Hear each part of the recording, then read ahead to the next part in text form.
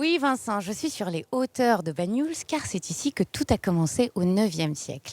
Avant d'être connu et célèbre pour son front de mer, Banyuls s'est implanté et développé au Moyen-Âge, ici, dans les terres, sur les hauteurs.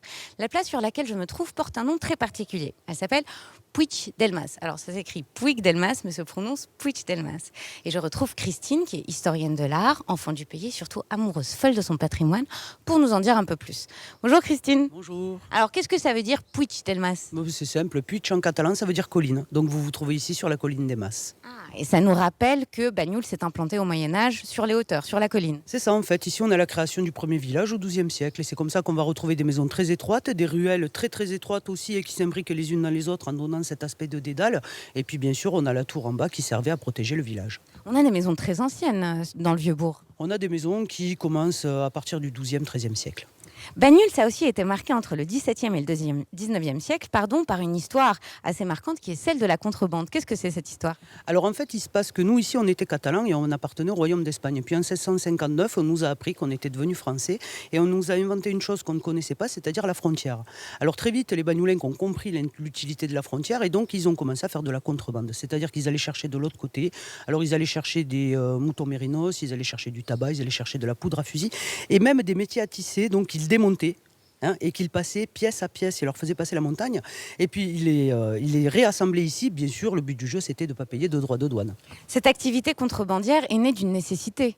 Alors c'est une vraie nécessité parce qu'on est ici sur un sol qui est très pauvre. Et donc, pour arriver à nourrir votre famille, vous êtes obligé d'en passer par la contrebande. Et il va falloir attendre l'arrivée de Napoléon et l'ouverture des frontières commerciales pour que cette activité cesse. Merci beaucoup, Christine.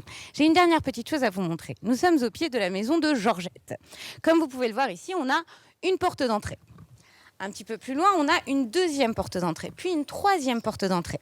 C'est typique de l'architecture des maisons moyenâgeuses de Banyuls. Qu'est-ce que ça veut dire ? Ça veut dire que quand les douaniers arrivaient pour attraper les contrebandiers, ceux-là s'échappaient de toutes parts et on les retrouvait jamais. Aujourd'hui, plus de contrebande à Banyuls, à part peut-être beaucoup de soleil et énormément d'amour. Oui Vincent, je suis sur le front de mer de Banyuls-sur-Mer. Une balade incontournable pour quiconque aimerait découvrir cette adorable cité balnéaire de 4500 habitants. Mais Banyuls-sur-Mer, c'est aussi une histoire qui se raconte. Et je vais retrouver Cécile pour nous la raconter. Bonjour Cécile. Bonjour.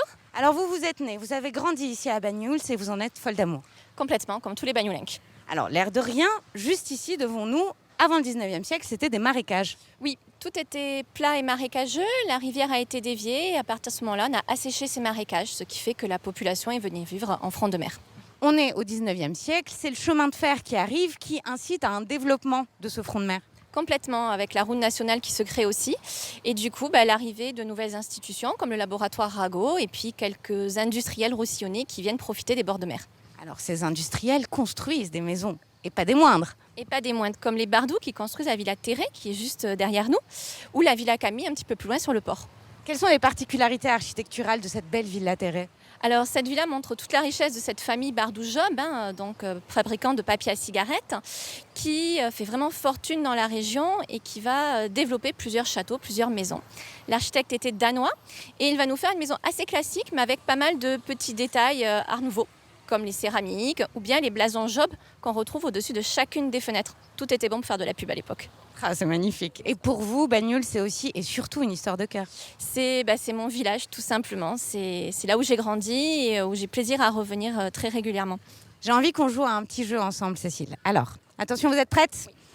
Banyuls, ça a quelle odeur ? L'odeur de l'iode. Banyuls, ça a quelle couleur ?